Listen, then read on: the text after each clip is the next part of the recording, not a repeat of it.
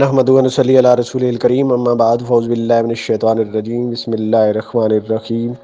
سامعین جی وقار، آج ہم آپ کو ان خوش نصیب شخصیات کے حوالے سے بتائیں گے جنہوں نے شیعہ مذہب چھوڑ کر اہل سنت مذہب حقہ کو قبول کیا۔ سامعین جی وقار، ان کے تفصیل بتانے سے پہلے میں آپ کو یہ بتانا ضروری سمجھتا ہوں کہ جن حضرات کی ڈیٹیل ہم آپ کے سامنے پیش کر رہے ہیں وہ کسی کرامت یا کسی انہونی چیز کو دیکھ کر مذہب حقہ اہل سنت والجماعت ان شیعہ علماء نے قبول نہیں کیا، بلکہ ان میں اکثریت ان حضرات کی ہے جنہوں نے باقاعدہ تحقیق کر کے مذہب حقہ اہل سنت والجماعت کو قبول کیا۔ اور اس میں یہ بھی میں آپ کو بتاتا چلوں کہ جتنے حضرات کی ڈیٹیل ہم آپ کے سامنے لا رہے ہیں ان میں کثرت سے علماء اہل تشیع ہیں، یعنی کہ جو اہل سنت والجماعت مذہب قبول کر چکے، اس میں عوام نہیں ہے۔ تو انشاءاللہ ہم آپ کے سامنے ترتیب وار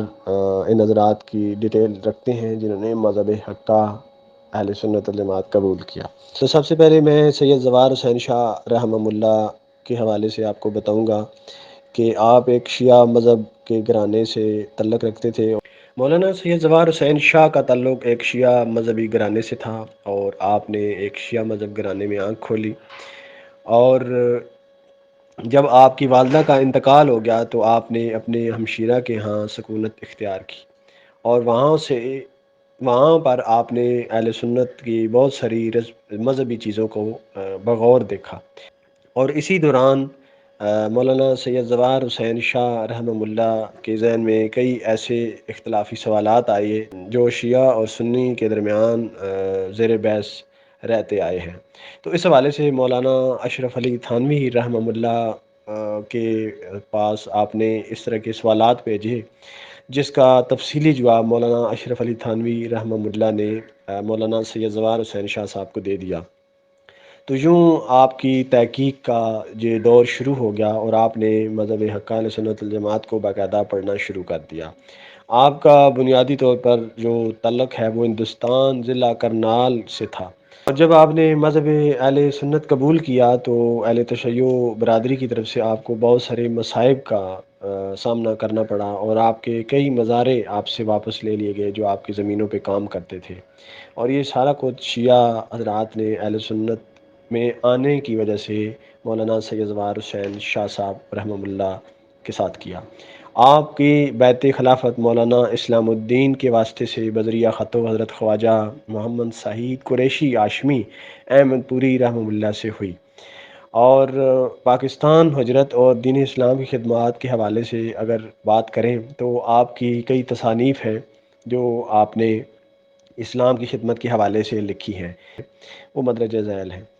عمدۃ السلوک، عمدۃ الفقہ، زبدۃ الفقہ، مکتوبات معصومیہ، انوار معصومیہ، گلدستہ مناجات آپ رحمہ اللہ کی مشہور تصانیف ہیں۔ آپ رحمہ اللہ کی وفات 1400 ہجری بمطابق 1980 کو ہوئی، اور یہ ساری ڈیٹیل مقامات زواریہ رحمہ اللہ سے ہم نے آپ کے سامنے پیش کی ہے۔ اسی طرح ایک اور خوش نصیب شیعہ عالم مشہور سید محسن الملک مہدی علی خان رحمہ اللہ کا نام اہل علم جانتے ہیں۔ یہ بہت بڑے شیعہ عالم تھے، اور آپ کے نانا بھی بہت بڑے مناظر اپنے مذہب کے رہ چکے ہیں، اور آپ کا سارا خاندان فقہ جعفریہ پر تھا۔ محسن الملک رحمہ اللہ کی ولادت بمقام اٹاوہ 11 رمضان 1253 عیسوی بمطابق 9 دسمبر 1837 بروز شنبہ ہوئی۔ آپ کو تحقیق کا بہت شوق تھا، اور آپ نے ریگولر مذہب اہل تشیع اور تسنن کے مصادر اور ان کی کتب کا مطالعہ شروع کر دیا، اور جس کی وجہ سے جو نتائج سامنے آئے ہیں وہ آپ کے مذہب کے تبدیلی کی صورت میں آئے ہیں، اور آپ نے مذہب حقہ اہل سنت الجماعت قبول کر لیا۔ اس حوالے سے آپ کے اپنے جو رشتہ دار تھے برادری سے طبقے کے جو شیعہ تھے، ان کی طرف سے یہ اعتراض سامنے آیا کہ محسن الملک جو شیعہ سے سنی ہوا ہے وہ اپنی ناقص تحقیق کی بنا پر سنی ہوا ہے، اصل تحقیق اس کے پاس نہیں ہے، جس کی وجہ سے گمراہ لوگوں نے اس کو گمراہ کر دیا۔ جب یہ بات سید محسن الملک رحمہ اللہ کو پتہ چلی تو آپ نے اس پر ریگولر ایک کتاب لکھنے کا ارادہ فرما لیا، اور جس کتاب کو آج تک ریگولر اصولی تحقیقی طور پر شیعہ علماء کی طرف سے رد نہیں کیا جا سکا۔ گو کہ اس کے جوابات آیات محکمات رمی الجمرات کے نام سے آئے ہیں، لیکن ریگولر اصولی اور تحقیقی طور پر اس کا شیعہ علماء کی طرف سے کوئی جواب نہیں آیا۔ آیات بینات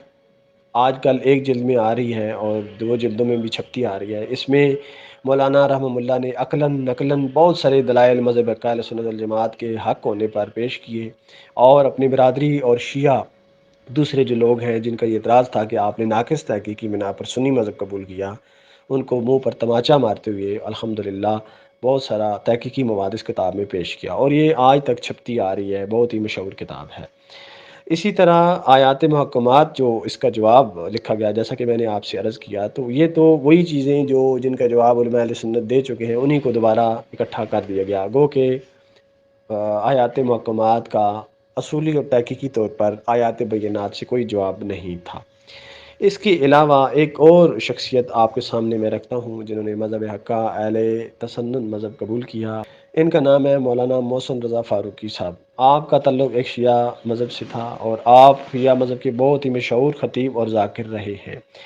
اس طرح آپ کے والد محمود حسین سلطان مدرسہ لکھنؤ کے فاضل جو تھے، انہوں نے حیدرآباد سندھ میں کئی ہندوؤں کو شیعہ کیا۔ محسن رضا فاروقی رحمہ اللہ بتاتے ہیں کہ جب ان کے مرنے کا وقت آیا تو میں نے کہا پنج تن پاک کو یاد کرو، تو ان کی چیخ نکل گئی اور کہا صحابہ کرام نظر آ رہے ہیں، اور کہہ رہے ہیں کہ محمد حسین تو نے پوری زندگی ہم پر گالیاں دی، اب تیرا ٹھکانہ جہنم ہے۔ جب میں نے یہ سنا تو میرے پاؤں کے نیچے سے زمین نکل گئی، اور ان کی وفات کے بعد میں سنی ہو گیا۔ اور آپ کی سنی مذہب قبول کرنے کی مکمل تفصیلی رودات جو ہے وہ آپ کی اپنی کتاب میں آ چکی ہے، جو ابھی بھی چھپتی ہے، جو بہت ہی مشہور کتاب ہے، اور اس کو تمام شیعہ سنی حضرات کو اسٹڈی کرنا چاہیے۔ اس کا نام ہے میں مسلمان کیوں ہوا۔ یہ 400 صفحات کے لگ بھگ صفحات کی کتاب ہے، جس میں آپ نے اپنی داستان کے ساتھ شیعہ مذہب قبول کرنے کی وجوہات کے ساتھ آپ نے شیعہ کتابوں کے وہ سکین بھی ساتھ لگائے ہیں جو شیعہ مذہب کے عقائد و نظریات کو باطل کرتے ہیں۔ اور اس کے علاوہ آپ کو کئی مالی جانی پریشانیاں بھی ہوئی ہیں مذہب کا اہل سنت قبول کرنے کے بعد، لیکن آپ نے ہمت نہیں ہاری، اور آپ کا پورا گھر الحمدللہ سنی بن گیا۔ سمجھ جکار آپ ہمارے ساتھ رہیے گا، انشاءاللہ ہم مزید ڈیٹیل آپ کے سامنے رکھیں گے، مزید ایسے شیعہ علماء کی داستان آپ کے سامنے مختصراً رکھیں گے جنہوں نے تحقیق کر کے مذہب حقہ اہل سنت والجماعت قبول فرمایا، اور اس کی ڈیٹیل ہم باقی حصوں میں آپ کے سامنے پیش کریں گے۔ والسلام ورحمۃ اللہ وبرکاتہ۔